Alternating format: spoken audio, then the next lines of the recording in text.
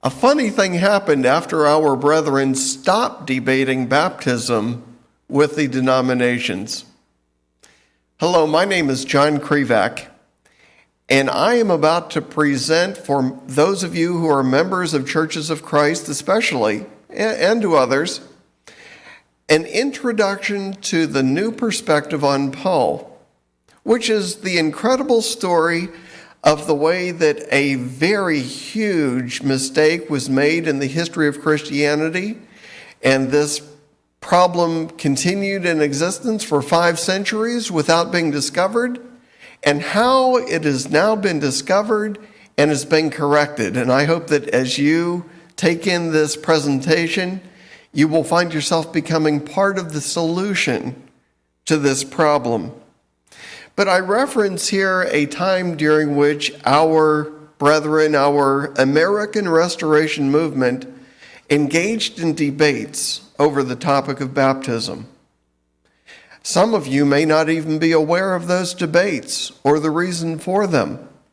And so what I plan to do is fill in some of the gaps in history that will help you to apprehend the importance of these events and to understand how the events of the past have brought us to the present time, and maybe to suggest where we might go in the future from where we are now.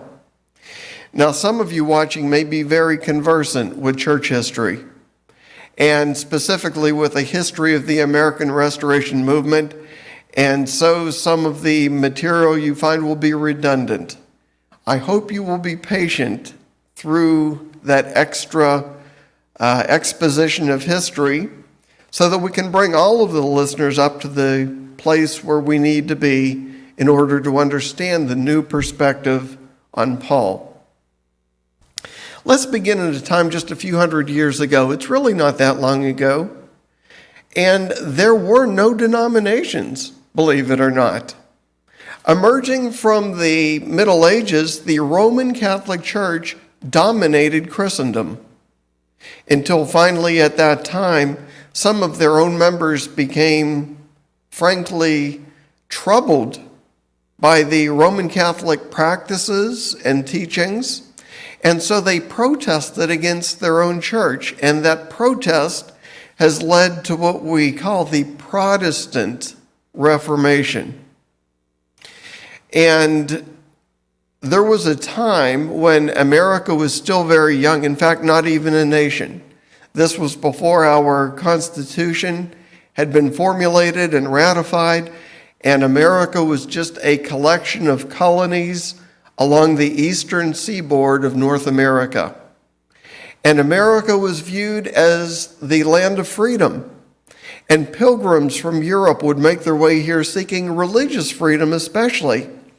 And during that time, there were only 6 Protestant denominations, plus the Catholics.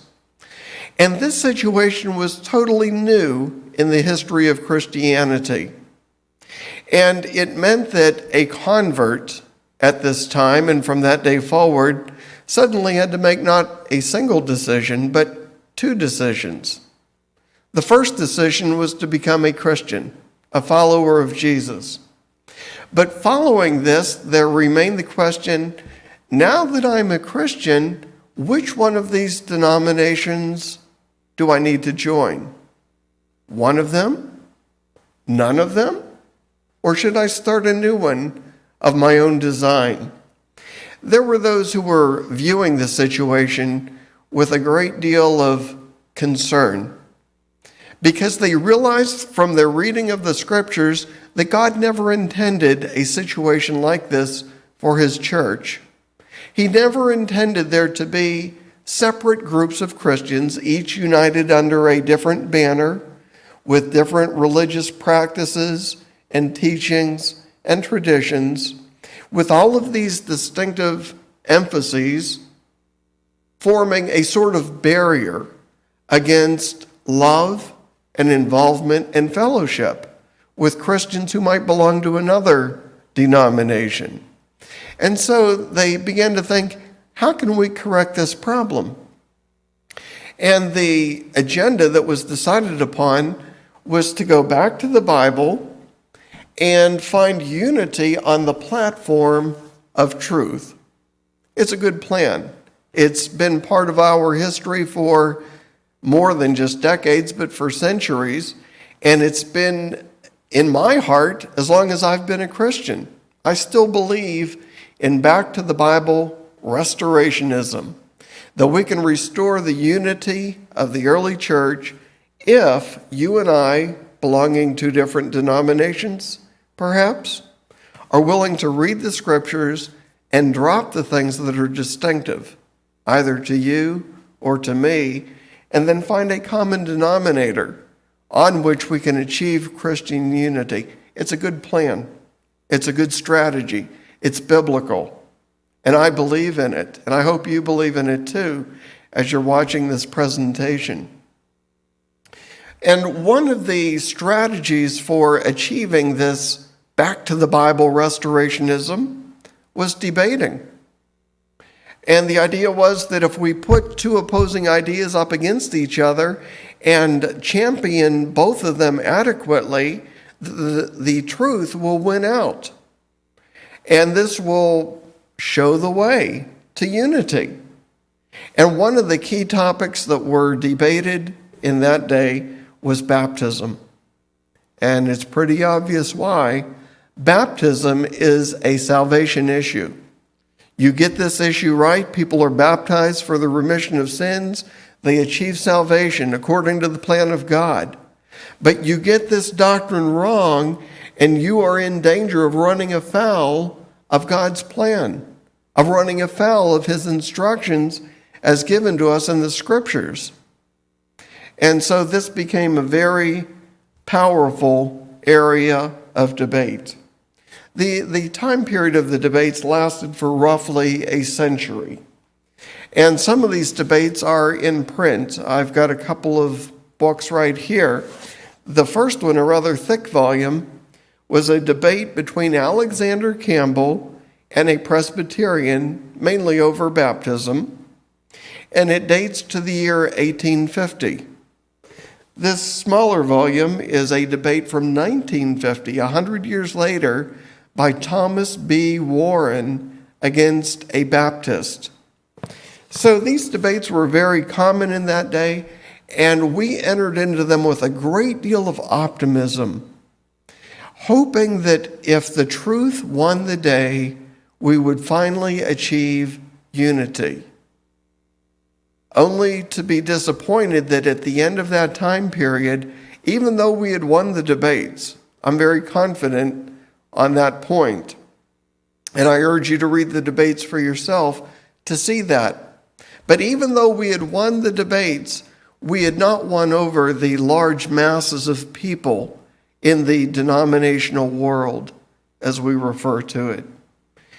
And so there resulted a sort of a stalemate, a Cold War. We settled into our own churches. The denominations settled into theirs. There was little or no interaction between us. And we were kind of just wringing our hands, wondering what in the world would accomplish our objective.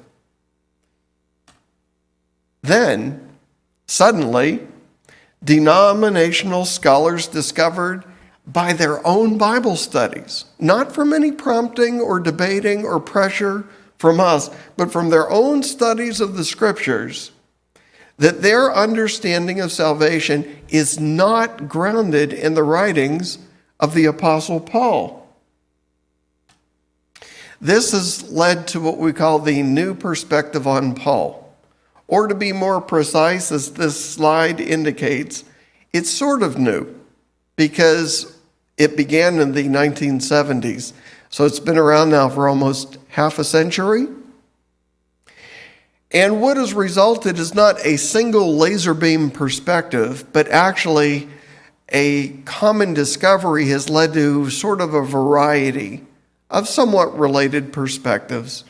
But they need not detain us in this presentation, but I'll simply make you aware that that is the way things have turned out.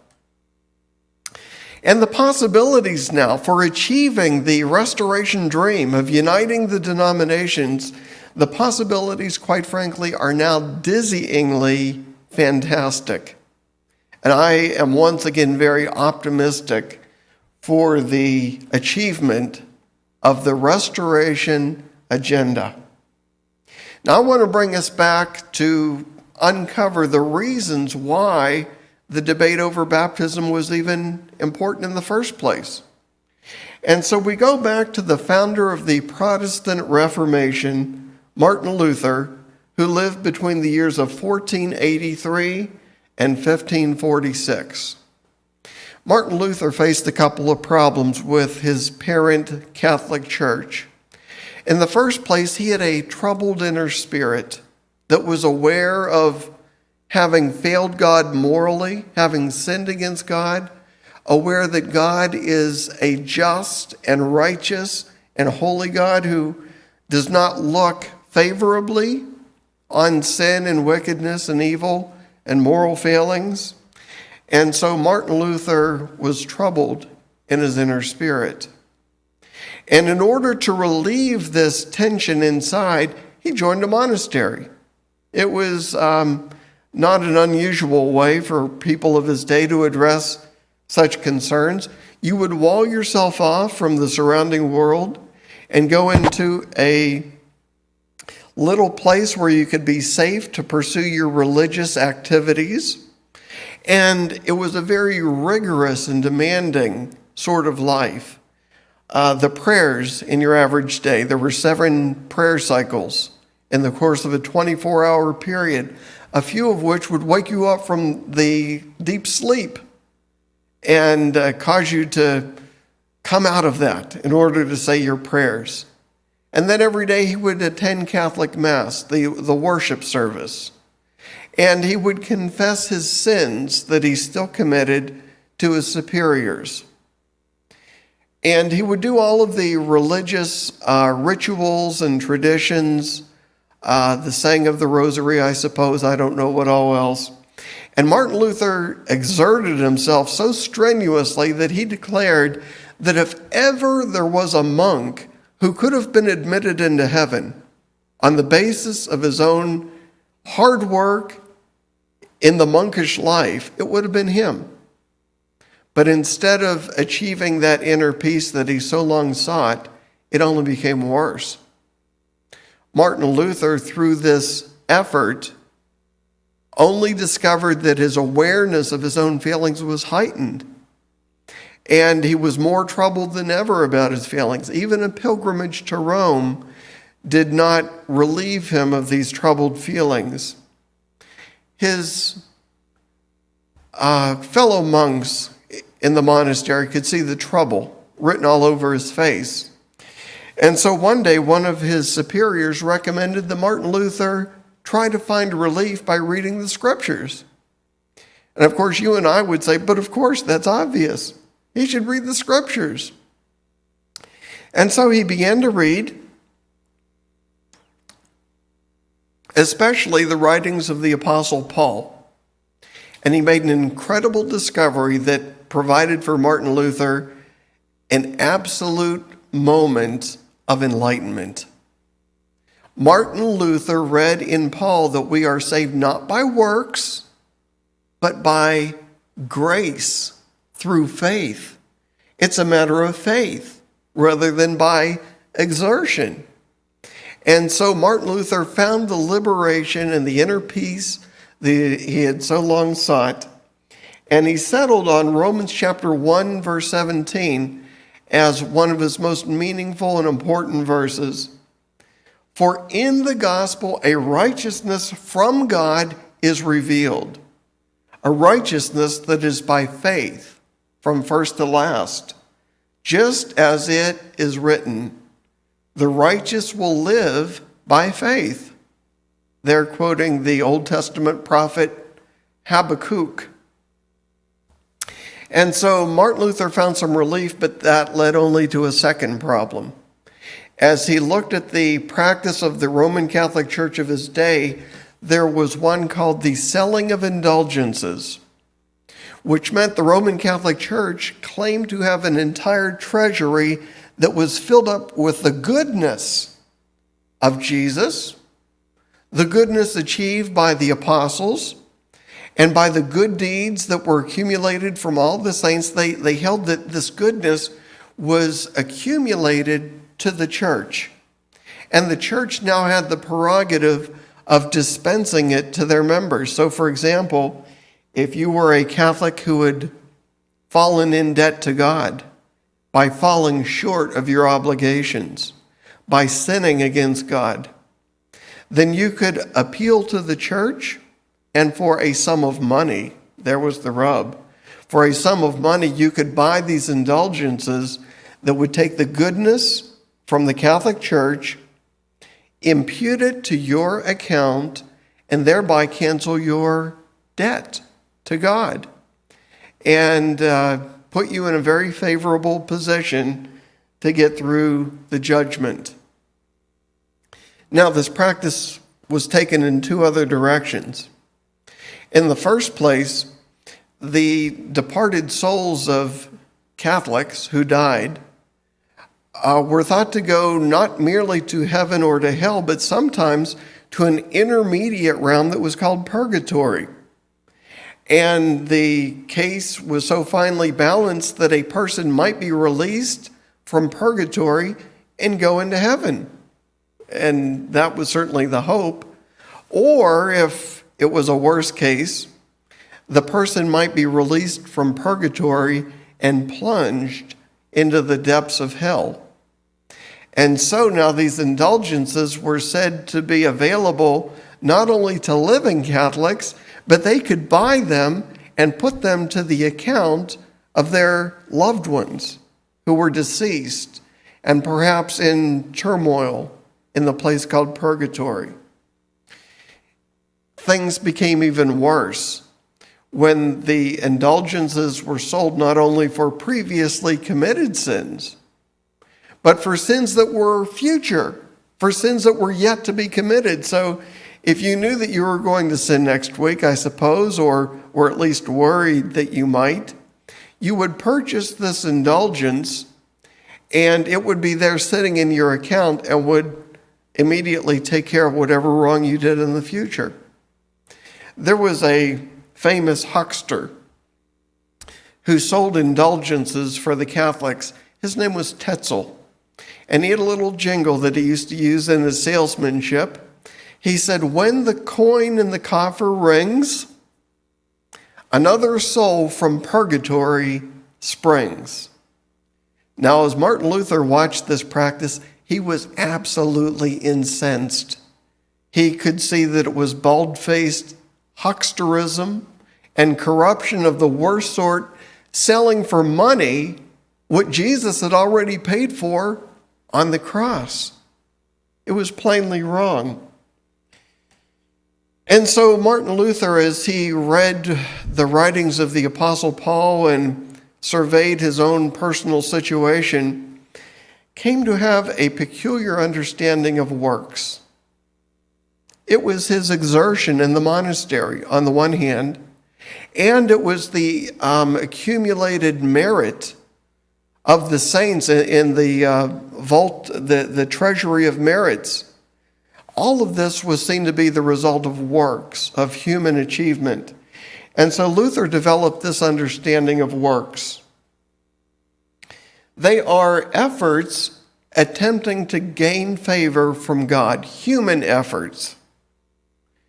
Secondly, they are self-righteousness, meaning that if you do enough of these good things, you can achieve for yourself a good standing before God, a righteous standing before God, so that, frankly, you no longer have need of a Savior. You can accomplish that yourself. Thirdly, works are good deeds, positive moral achievements, or works of merit that might be accumulated. And so if you think of judgment as a scale, these accumulated good work could be plopped on the one side of the scale and tip it in your favor. Fourthly, works were understood as gaining good standing before God by earning one's own reward. And finally, they were specifically religious deeds, like going to church, or saying the rosary, or making the sign of the cross, or doing other religious rituals that were thought to contribute to a good standing before God.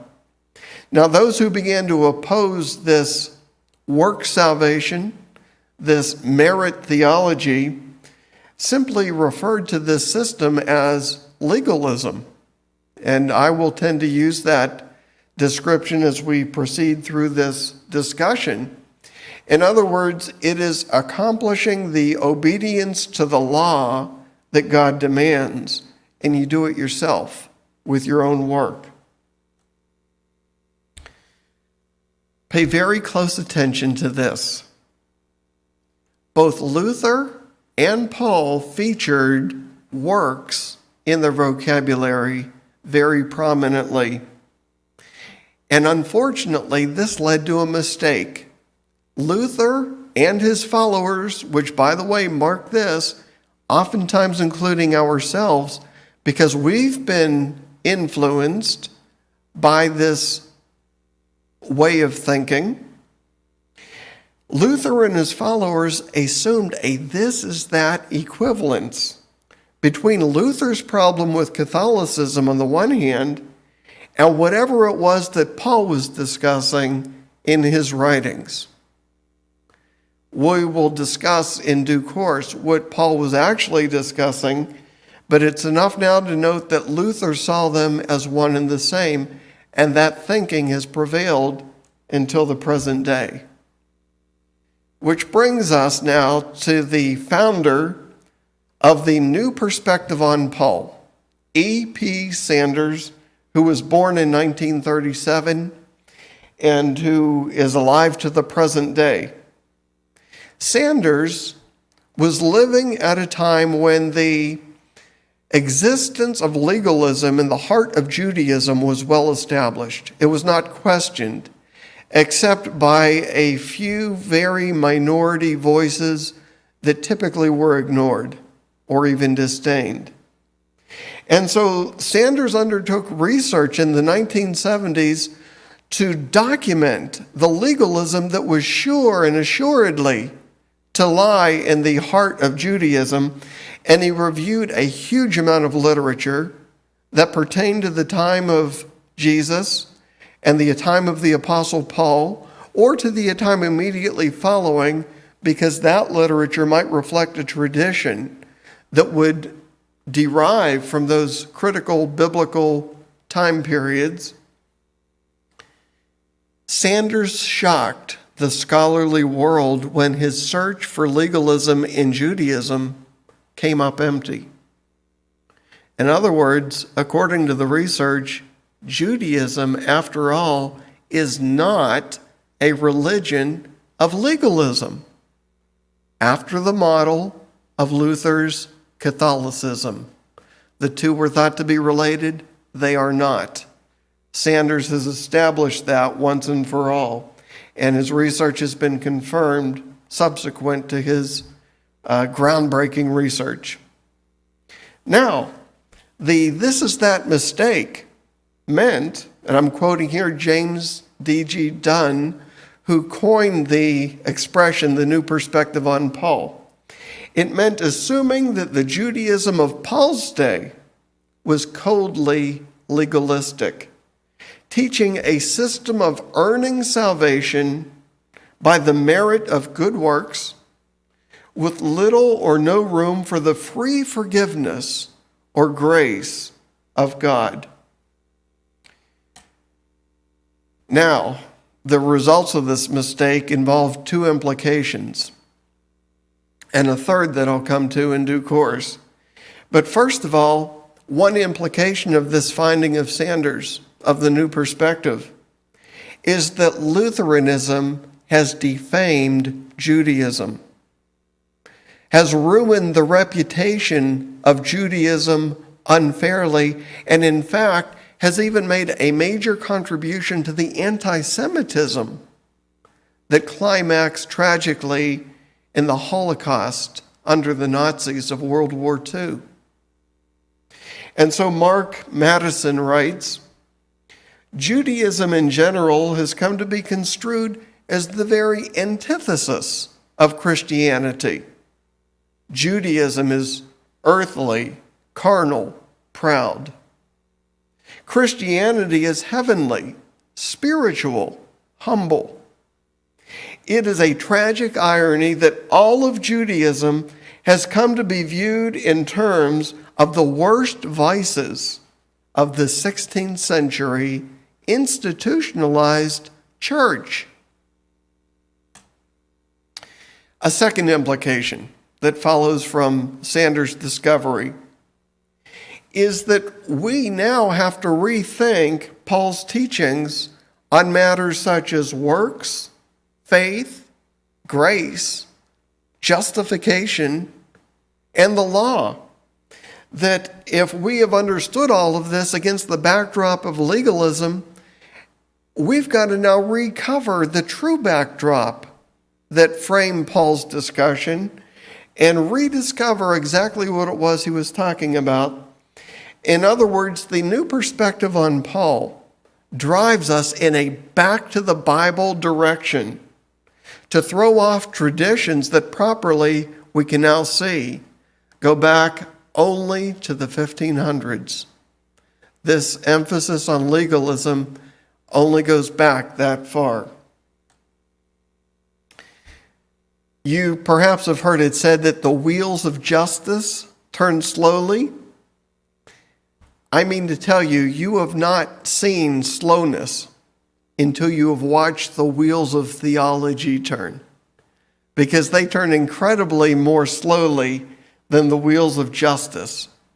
But essentially, the focus was on the opponents of Luther, and then by reflection, the opponents of Paul and of Jesus. Luther's opponents were the Catholics in the Middle Ages. Paul's opponents were the Judaizers. If you don't know what that is, we'll explain it in due course. And the opponents of Jesus, of course, as well known, were the Pharisees. And it was thought that all of these, the Catholics and the Jews of the day of Jesus and Paul, were all driven by the same spiritual defect, which was work salvation, legalism, and self-righteousness, just like Luther's Catholics. Now, at this point, now that we've explained the mistake that was made by Luther, we're going to take our discussion in another direction. So clear your mind, take a deep breath, prepare your mind to go in a different direction as we discuss what I call the hardening of Lutheranism. You see, following the tremendous experience of Martin Luther, its impact was strong not only on himself, but on the people around him and on the flow of his successors through generations of history. And as that thinking, beginning with Luther, traveled through the centuries, it underwent some changes. It was hardened. Now think about this, especially as those followers of Luther were considering Christian conversion. The number one danger against which they were on guard was the danger of salvation by works. And so it was thought that if the convert perhaps involved himself in even the slightest little cooperation with God, that God had to do all the saving because he was sovereign and he was in charge of salvation. And the human subject of that conversion had to be totally passive, could not accomplish a single thing to his own credit. And especially in terms of our conversation, that meant that the convert could not be baptized for the remission of his sins, because that would be a work. It would be salvation by works. It would be legalism. And in fact, they even went further than this. They claimed that a convert could not even make the choice, did not even have the prerogative of choosing whether to believe or disbelieve the gospel.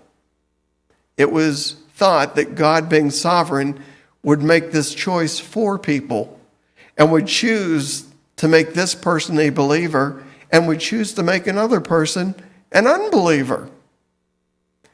And so this hardening resulted in the demand in Protestantism or Lutheranism or Calvinism. It introduced the demand for what I call a totally passive convert. A convert involved in absolutely no effort or works that cooperates or achieves his own salvation. Now, I'm going to try, by means of a pop quiz, to prove that this hardening took place only after Martin Luther and his contemporary John Calvin, because I'm going to compare them with Alexander Campbell, who, mind you, lived in history 300 years after the other two men.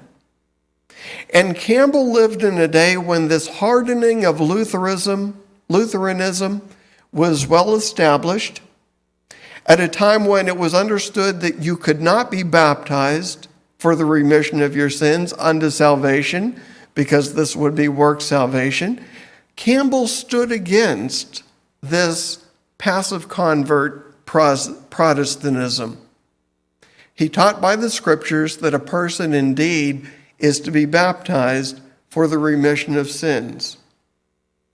Now, I'm going to give you a quote by Alexander Campbell, and also a quote by Martin Luther and John Calvin, who were 300 years before Campbell. And the element I want you to focus on is the importance of baptism, the meaning of baptism. Was it indeed unto salvation for the remission of sins? The first quote: baptism is then designed to introduce the subjects of it into the participation of the blessings of the death and resurrection of Christ, who died, quote unquote, for our sins and, quote unquote, rose again for our justification. But it has no abstract efficacy. Without previous faith in the blood of Christ and deep, unfeigned repentance before God, neither immersion in water nor any other action can secure to us the blessings of peace and pardon. It can merit nothing. Still, to the believing penitent, it is the means of receiving a formal, distinct, and specific absolution or release from guilt. A rather positive view of baptism, wouldn't you say, one that advocates its salvific role in conversion? Now, a second quote. In the second place, since we know now what baptism is and how it is to be regarded, we must also learn why and for what purpose it is instituted.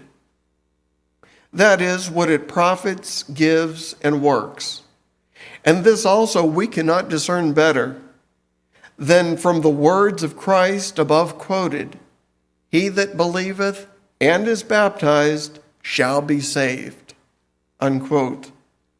Therefore, state it most simply thus, that the power, work, profit, fruit, and end of baptism is this, namely, to save. For no one is baptized in order that he may become a prince, but, as the words declare, that he be saved.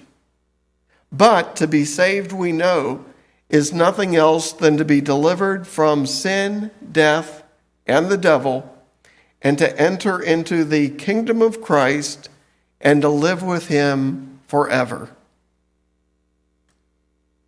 Now the third quote, the second one you noticed, also very strongly advocating a salvific role for baptism. Third quote: We ought not to think that baptism is given us only for time past, so that for the sins into which we fall after baptism, we have to look for another remedy. I know that this error crept in ancient times because some people did not want to be baptized until the end of their lives and at the hour of their death, so that they could obtain plenary forgiveness for their whole life. A foolish fantasy, which is often revived by the bishops in their writings. But it must be shown that whenever we may be baptized, we are washed and purged once for all the time of our life.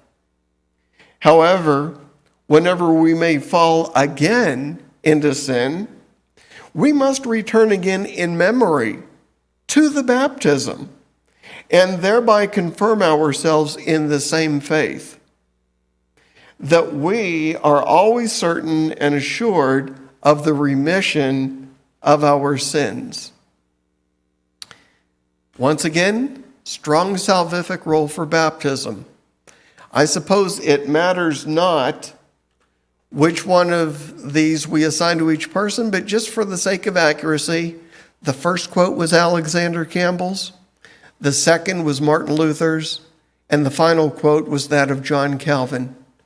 All of them on the same page on the role of baptism, even though separated by 300 years, and yet during that 300 years, there occurred a hardening that disagrees with this whole perspective, and which sees baptism now as, frankly, an intrusion into the conversion process, an intrusion that implicates the convert in legalism. And so there we have the reason why baptism became the subject of debate, with one group saying it's for salvation, another group saying no, that implicates legalism. Now notice that as a result of this hardening of Lutheranism and this demand for a totally passive convert, that we in churches of Christ over the decades and centuries have been maligned. We have been charged and accused with legalism simply for promoting the biblical practice of baptism for salvation, for the remission of sins. And thus, over the time, we have always been defending ourselves in various ways that indicates, unfortunately, we too have bought into this Lutheran perspective, this Lutheran thinking, this Lutheran understanding of work salvation. But Sanders, in his research in the New Perspective, has shown that our defense against this passive convert Protestantism is not even necessary. We are not guilty. We are not guilty as charged, because we now understand that Luther and Paul understood works very differently from one another. We in the Restoration movement, even though we have not been able to uncover the root of this contradiction without help from E.P. Sanders, have long recognized that there had to be a problem or a contradiction here, because the New Testament clearly expects active converts. Jesus declared that those who want to follow him are to take up their own crosses and follow him. That's an activity. That's an active response. And in 2 Thessalonians chapter 1, verse 8, 1 Peter chapter 4, verse 17, we read about the necessity of obeying the gospel. That's a phrase which has caused Protestants a great deal of trouble, trying to square it with their theology. But we in the Restoration movement have never shied away from declaring that a convert must obey the gospel unto salvation, and that he or she can pursue this course without being involved in legalism.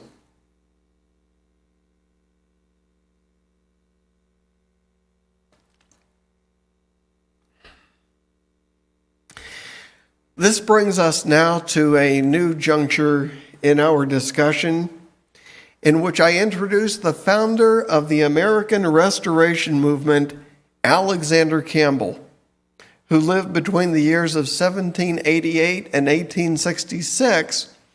And in this part of the discussion, we've already seen the mistake made by Luther. We've seen the way it resulted in the baptismal controversy. But now what we have not yet touched upon is, if Luther got Paul wrong, what is the true understanding of Paul's view of works? What did Paul really mean? And Campbell points us in the right direction. He delivered in the year 1817 a very famous sermon that is known as the Sermon on the Law. It's available on the internet. If you've never read it, I encourage you to find it because it is valuable reading even to the present day. Campbell made these essential points in that sermon. First of all, he said that modern attempts to divide up the law into categories, one category moral, another ceremonial, another judicial, that these distinctions are meaningless. A moral law might be something like thou shalt not steal, thou shalt not commit adultery. A ceremonial law might be one like thou shalt keep the Sabbath holy. And a judicial law might be something like the command that we stone idolaters. But you really cannot divide the law up into these categories neatly. Not even the Ten Commandments can be divided this way, because many of the laws fit into more than one category. Secondly, Campbell said that we need to recognize that the law is unable to accomplish what the new covenant is, in fact, able to accomplish. And this leads to the third point, that the law failed not because of any inherent flaw, but because of the weakness of human flesh, because of the limitations of attempting to fulfill our obligations to God simply through the strength of our native human constitutions. And that leads to point 4, that God in the new covenant has remedied this deficiency through the sacrifice and atonement of Jesus Christ and the provision of the Holy Spirit. And finally, Campbell insisted on the necessity of distinguishing the law in its function in the Old Covenant from the gospel and its function in the New Covenant. Now, this was a bombshell, frankly, in the day when Campbell delivered this sermon, and it embroiled him in a great deal of conflict and controversy, especially with the Baptist, because it was common in Protestantism in that day, and honestly, I think it still exists in some Protestant circles. I think James D.G. Dunn tends to go this way. There was a failure to really distinguish between the Old and the New Covenants. They were appreciated seamlessly, and preaching could bounce back and forth and impose obligations from both covenants on New Testament Christians. But Campbell said, no, there are in fact two covenants, and the new covenant is not like the former covenant. They are different and distinguished, and only one of these covenants, the new one, is to be binding upon New Testament Christians. It was a very influential and important sermon that starts to point in the direction to the real concerns that Paul faced in his own battle against the opponents that he faced. And the essence of that controversy, as we're going to see, the essence was covenantal. It was a matter of which covenant a person belonged to and therefore was obligated to. Paul's opponents were the Judaizers. I did not say they were Jews. A Judaizer is in the first place a Christian, a fellow Christian of Paul, who was converted from Judaism. In other words, they were Jewish Christians. And not only that, but in their outlook, they saw it as imperative that Gentile Christians who joined the church, who joined the people of God, be forced to comply with certain Old Covenant regulations before they could be accepted as Christians. So what then was Paul concerned about in this conflict with the Judaizers? Essentially, it comes down to this. The way Paul saw it, if you start with the sacrifice of Jesus on the cross, with his payment there for the sin of the world, and you attempt to augment or supplement that sacrifice with any other requirement, with any other addition, then you are implying that what Jesus did on the cross was, to that degree, inadequate. And Paul would not settle for a moment on any notion that what Jesus did on the cross was in any way lacking, and neither should we. And so he understood intuitively that this attempt to bind upon Christians these additional regulations that properly belonged only to people under that covenant, the Jews, was wrong. And it diminished the sufficiency of Jesus. And in the discussions with the Judaizers, Paul said that we are saved not by works of the law, but through faith. What did Paul there mean by works? We've already seen what Martin Luther intended by the use of that term. The issue was forcing these Gentile Christians to comply with works of the law. These were rules and commands that God had given to the Jews and to Israel. And the works at issue, notice they were not simply issues of morality, of doing the right thing, of being a good, moral, sinless person, although that was to some degree involved. You see, there were only a couple of specific issues that arose under the category of works of the law. One of them, and the predominant issue, was circumcision. The Judaizers wanted Gentile Christians to be circumcised in order to become Christians. A second important issue were the kosher food laws that said that when a good Jewish person sat down to eat, he ate only those food items that God had declared to be clean, and he avoided fastidiously any unclean food. A third issue that surfaced to some degree was the observance of the Sabbath. But notice that these were not works of merit. What they functioned as in the social world of that day were boundary markers between Jewish people and non-Jewish people.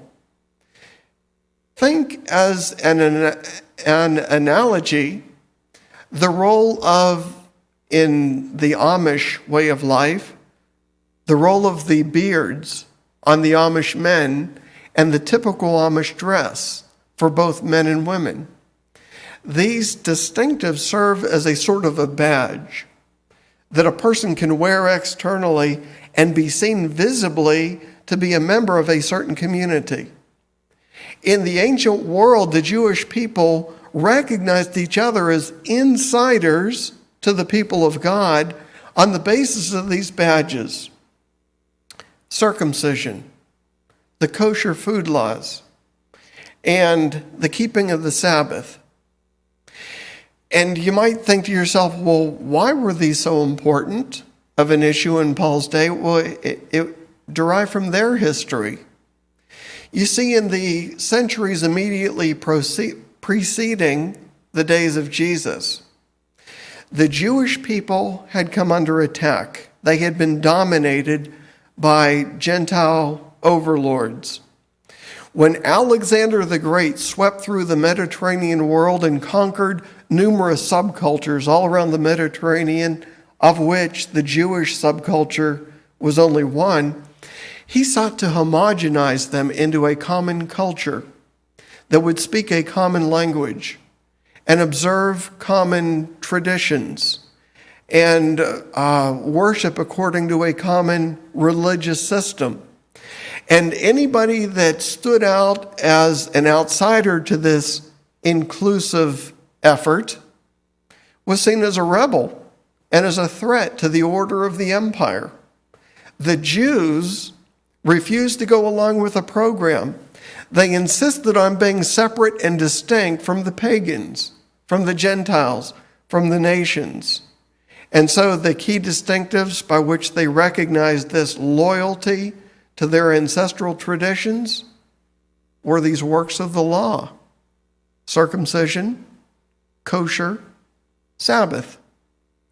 Many Jewish people in the centuries before Jesus died the death of a martyr in order to uphold these allegiances. And so the matter was very deeply ingrained by the time Paul came.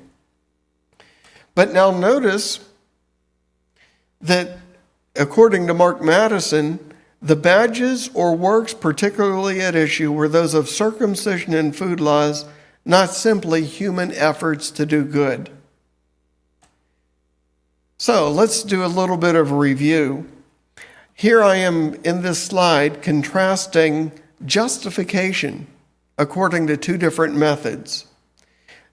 Justification can be achieved either by works or by faith. Luther had one understanding of this differentiation, and Paul had a different one. Look what it meant, first of all, for Luther. By justification by works, Luther meant that you save yourself by means of good deeds with no help from God. But on the other hand, what did Luther mean by justification by faith? That meant, in his view, that instead of saving yourself, God saves you with no help from you. In other words, salvation in this view becomes a tug of war. Either God is going to win and accomplish the conversion and the salvation, or the convert, by his own self-righteousness, will win the tug of war. But in Paul's understanding, justification by works meant forced Gentile conformity to the old covenant as a prerequisite to entering the new covenant. And opposite that, by justification by faith, Paul meant the new covenant relationship with Jesus with faith and loyalty expressed mutually between the Lord Jesus and the convert, both directions, and that this arrangement pertained both to Jews and to Gentiles who entered Christianity. Now, why did Paul get into such a conflict with the Judaizers? It goes to his apostolic mission. His mission was to expand the scope of God's people beyond the narrow confines of ethnic Judaism as defined by the Old Covenant. In other words, the people of God were always the Jewish people, and nobody but the Jewish people. But Paul was to expand that scope into a universal church that included Jews and Gentiles, that was now defined by Jesus and the new covenant. There was a covenant that made for that narrow inclusion in the old order, but now the new covenant opens the door for a truly universal, multicultural church. Having said all of that, we should step back and acknowledge that Luther was quite right. He was quite correct in his opposition to Catholicism. And we should likewise oppose attempts to usurp Christ's authority, as is done by those who advocate the authority of the Pope of Rome. They maintain that the Pope of Rome is God's authoritative representative on earth who decides the will of God for the rest of us. We deny that for good reason.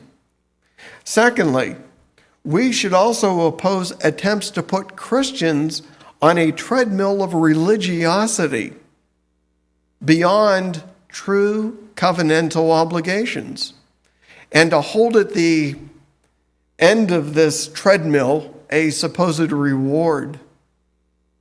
And finally, we should oppose any attempts in our day by people who would attempt to sell for money what Jesus has already paid for by his sacrifice on the cross. So, we've seen the mistake that was made by Luther. We've seen the way this created problems on the issue of baptism. We've explored back to the real concerns of the Apostle Paul, and this brings us in conclusion to a few action steps that I might suggest. First of all, we ourselves should step out of Luther's long shadow and understand that the legalism that prevents an active convert from being baptized was never an issue in the Scriptures, was never an issue for the Apostle Paul. That thinking only goes back to the 16th century. Action step number 2. We should look for new opportunities to advance the restoration agenda. The agenda of at last achieving unity with all Christians. Once the grounds for our differences have been eroded by the new perspective on Paul.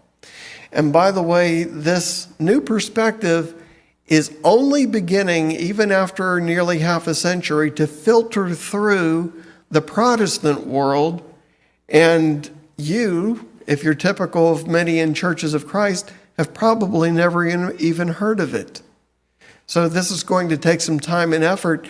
But if you're in a discussion with a denominational person who objects to your advocacy of baptism because it's work salvation, you simply ask them, have you ever heard of the new perspective on Paul? And then give them a short introduction. Action step number 3. We should learn to see biblical Jews and the Jewish scriptures with a new appreciation that is free from the defamation of the suspicion that there is a secret legalism lurking within the heart and the religion of ancient Judaism. Honestly, as I consider my own faith, it is in very large measure Jewish. My faith is a Jewish faith. And when I encounter the Old Testament saints, the Old Testament men and women of faith, I don't find the antithesis of my Christianity. I find affinity between their relationship with God, their covenantal relationship with God, and the one that I now share with God through Jesus Christ.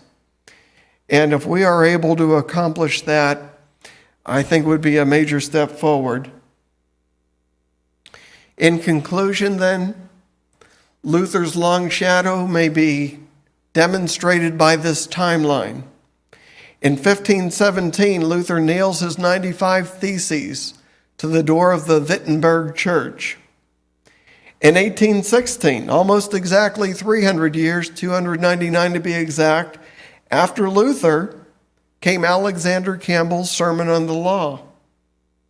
And then in 1977, 460 years after Martin Luther, E.P. Sanders wrote his influential book, Paul and Palestinian Judaism, that has touched off the new perspective on Paul.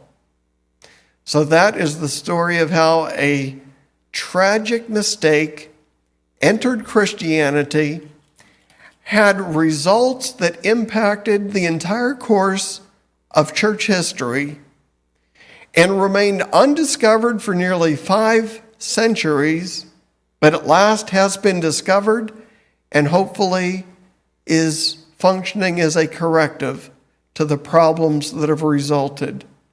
I hope you've benefited from this presentation. May God bless you and the cause of the restoration movement. Thank you.